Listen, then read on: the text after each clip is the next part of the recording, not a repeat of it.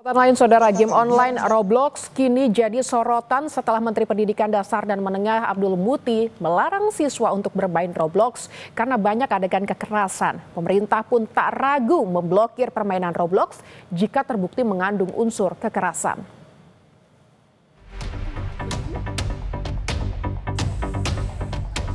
Roblox merupakan permainan platform game online yang diproduksi oleh pengembang game asal Amerika Serikat. Popularitas permainan Roblox ini sudah populer sejak beberapa tahun terakhir di Indonesia, terutama di kalangan anak-anak dan remaja. Game ini memungkinkan penggunanya untuk membangun dunia virtual sendiri. Bahkan di dalam permainan tersebut terdapat fitur obrolan yang beragam dengan pengguna lain yang ingin mereka ajak berkomunikasi. Menteri Pendidikan Dasar dan Menengah Abdul Muti meminta orang tua mengontrol anak-anaknya agar tidak terpapar kekerasan di game online. Mendikdasmen juga mewaspadai game online yang bisa disusupi konten judi online. Pemerintah tak ragu memblokir game Roblox, apalagi jika permainan itu sampai memengaruhi perilaku anak-anak dan terbukti mengandung unsur kekerasan. Terkait rencana pemblokiran, Wakil Menteri Pemberdayaan Perempuan dan Perlindungan Anak Veronica Tan bilang, kebijakan yang dibuat pemerintah soal game online Roblox harus mengutamakan perlindungan terhadap anak.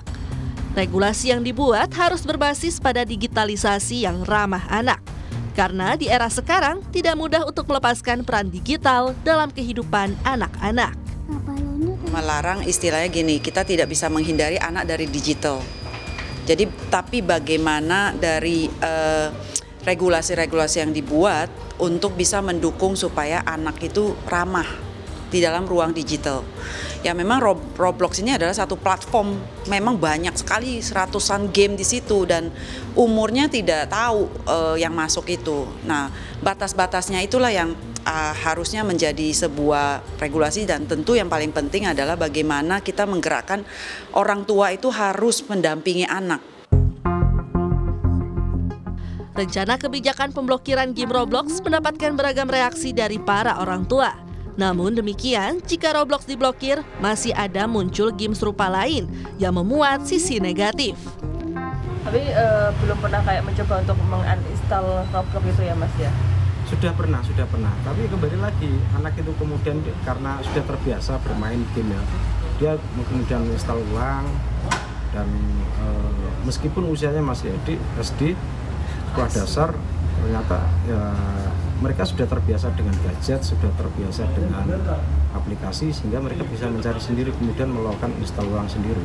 Saya setuju, Salah satu alasannya game itu memberikan candu yang agak adiktif gitu ya.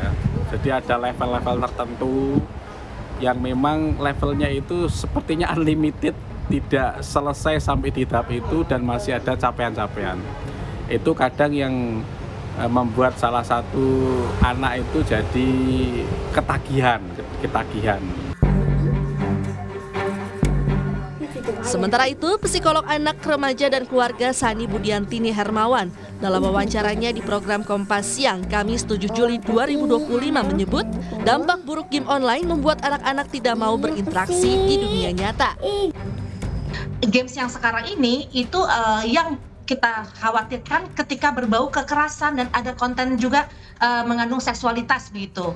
Tapi yang terutama adalah bagaimana anak akhirnya attach dan kalau sudah ketergantungan, anak tersendiri tidak mau berinteraksi dengan yang lain, dengan dunia luar, dengan belajar misalnya, akhirnya konsentrasi pun semakin menurun. Nah ini yang juga menjadi masalah karena anak sendiri sudah merasa nyaman di dunia gamesnya dan berinteraksi di dunia gamesnya, padahal di situ banyak sekali mengandung unsur yang beresiko atau berbahaya.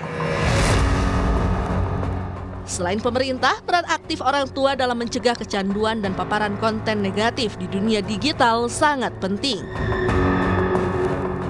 Terutama membatasi waktu dalam mengakses permainan agar tidak menimbulkan kecanduan. Tim Liputan Kompas TV.